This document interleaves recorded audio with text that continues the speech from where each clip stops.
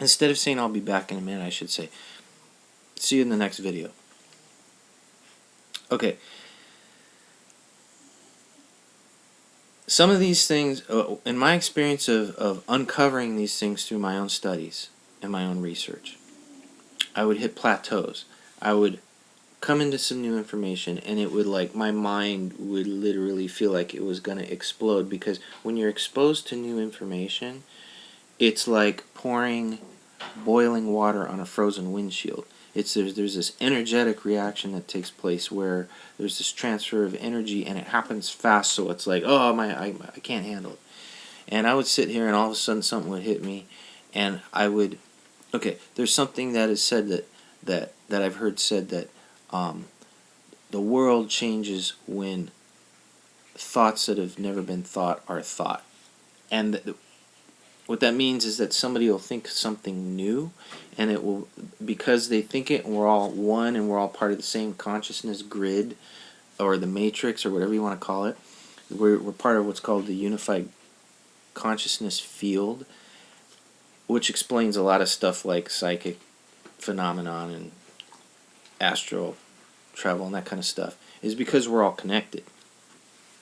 So,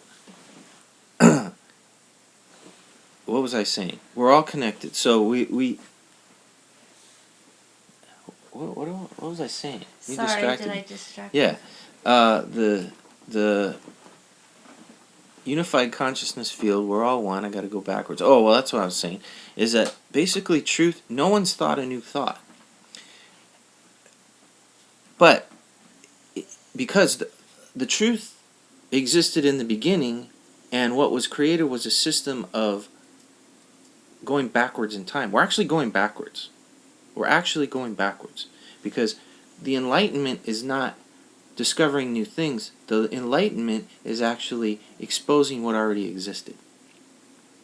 So what happened was the truth was out there, and we created a system that went like this, and now we're going backwards of revealing what actually really already existed. So no one really thinks a new thought. However, when you think a new thought that's new to you, your world changes. That's what that means. You got to think upside down and backwards. Figurative and literal are reversed. So the truth has to do with revealing to yourself what already existed. When you discover these things that are new to you, but are actually very ancient, you're going backwards. However, that's the energetic interaction that takes place that expands your it doesn't expand your knowledge, it actually returns you to who and what you really were when you came here. It's returning you to what people call 0 point energy, which is going backwards to the point of out of chaos, but not creating a false illusion. It's coming both spiraling back to the balance point. I hate the word balance. It's the word of cowards and apathetic couch potatoes.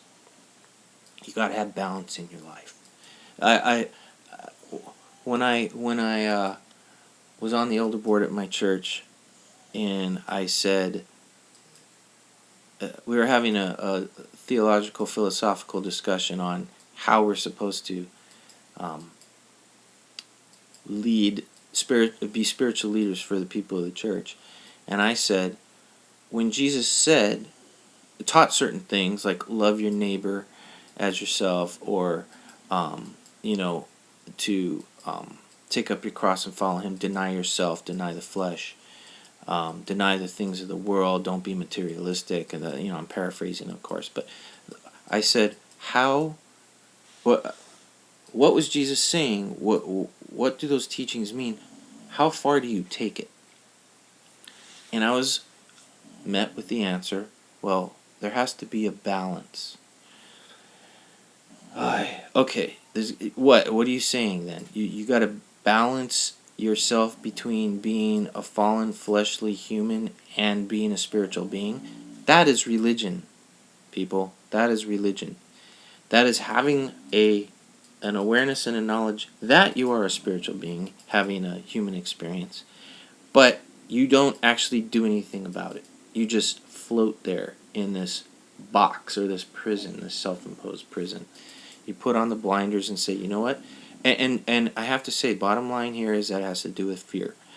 And I know this firsthand. I was afraid for almost 30 years to actually say, okay, I'm ready. Give it to me. Show it to me. I want to know. I don't care what it costs. I don't care if I die. I don't care what it takes. I want to know the truth.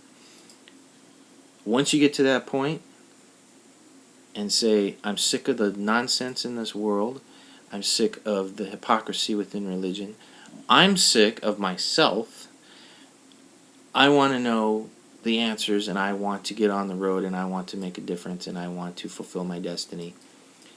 And like I said, I have not met very many people. In fact, I can count them on less than one hand who actually think that way and feel that way. Now, I'm not saying they aren't out there. They're everywhere. They're all over the internet, all over YouTube. However, I have not personally met any of these people. So they're kind of spread out all around the world. And so once you get to that point where you say, I want to know, then be ready, because you're going to begin the process of dying to self. You're going to experience death. This is what the initiates in the mystery schools experienced in a compressed time. It's like the leaders, or whatever you call them, the people who, the priesthood within the mystery schools, knew how to take a person through this process. And it was all done through symbolism and through ceremony. But the things that the person visually saw and experienced was extremely painful, because I got to do it over a long period of time. It was like a decompression. And this is what the lake of fire is. Now, what I said earlier in an earlier video is you can actually experience the lake of fire here on earth.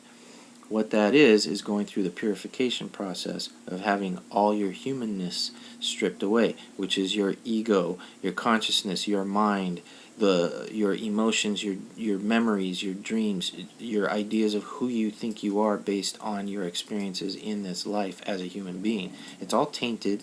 It's all imaginary. It's all in here, within here. It's all created by you. And that is, your world that you're experiencing is a reflection of what you've created within you. Therefore, you are the creator of your world. You have the ability to create your universe. You are a reflection of the Prime Creator. You are created in the image and likeness of the Prime Creator, which is that of having the power of creation. Example. We're told as Christians not to be materialistic. Well, I have to say that the religion of Christianity is materialism. Just like Judaism, modern Judaism is materialism. It's all, and now you take the word materialism. What is it saying? What does it mean? It's magic. It is making something appear. That's what materialism is. It's not being obsessed with I mean, that's part of it, is being obsessed with things, physical objects and possessions and stuff like that. Yes, however, and okay, I have time to do this. Think about this. All of a sudden you decide, oh, I want a certain thing. And what do? And this is like the law of attraction and the power of positive thinking and all that kind of stuff wrapped into a nice, neat little package. But we do this all the time. We don't need, the law of attraction is nonsense, because they've taken one law that is part of a whole package of 4 and they're out there making money off of it, when there's actually 4 laws that interrelate having to do with manifestation in the world. That's another subject. We are magicians and we don't know it. Materialism is this. You decide, oh, I want a certain car. I love this car. I'm obsessed with it. I gotta have it. You cut out pictures from magazines. You stick them up on the wall or in places where you can like visually see it. And you say, I'm gonna work towards having that car. You start saving your money. You do whatever it takes. And to make a long story short, over a period of time, all of a sudden, one day, that car is sitting in your driveway. Yes, you worked for it. Yes, it took time. But guess what? You manifested it. It materialized. One day it was not there. another day, not so long afterwards, there it is. It has materialized. This is the nature of the third dimension. This is the nature of the material realm, is that we are able to manifest things through the manipulation of energy.